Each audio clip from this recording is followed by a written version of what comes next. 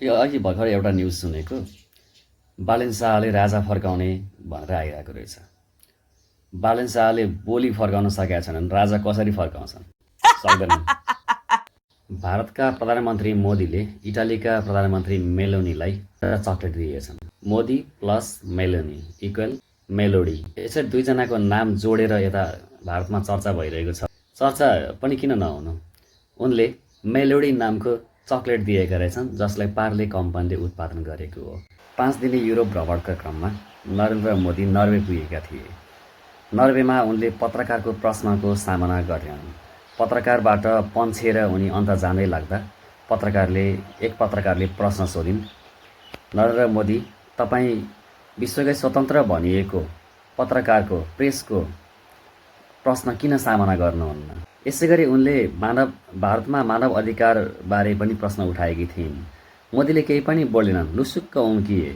अनि यता भारतमा मोदीका समर्थकहरू चाहिँ के गरे भने उनले हेलिलेङ ती पत्रकारको फेसबुक उडाइदिए, टिकटक पनि उडाइदिए। यस्ता समर्थकहरू राजनीति गर्नेहरूको लागि साह्रै सहयोगी हुन्छन् भने अन्यको लागि चाहिँ घातक हुन सक्छन्। नेपालमा झोले भन्ने गरिन्छ भने भारतमा चाहिँ उनीहरूलाई झोले भन्ने गरिन्न।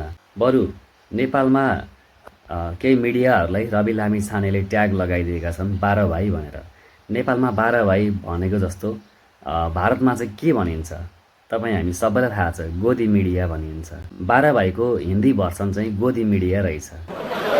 छोराछोरी 20-21 वर्ष भएपछि बाबुआमाले भन्छन्, बाबु नानी अब त बिहा गर्नु पर्यो। यता छोराछोरी भन्छन्, होइन अहिले बेला भएको छैन, अहिले कहाँ सानै छु, अहिले बिहा गरे के गर्ने, करियर बनाउनुपर्छ। हो क्यारे करियर बनाउनुपर्छ भन्छन्। छोराछोरी 25 वर्षका हुन्छन्।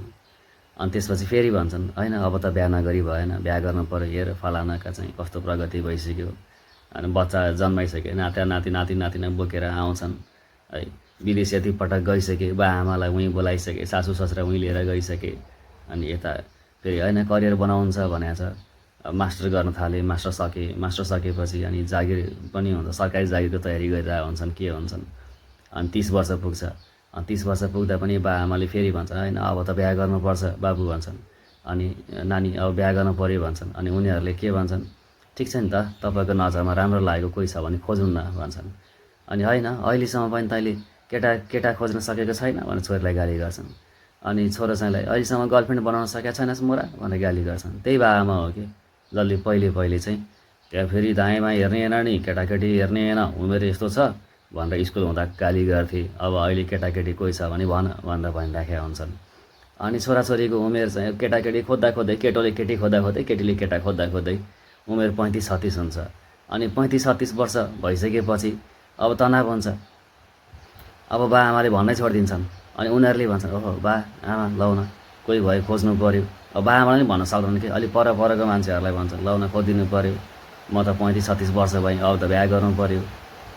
तैपनि मान्छेहरू भन्छन् बिहा गर्नलाई उमेर चाहिँदैन भन्छन्।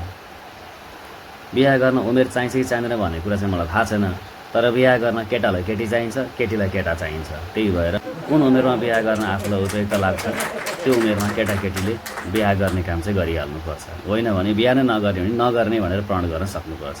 धन्यवाद।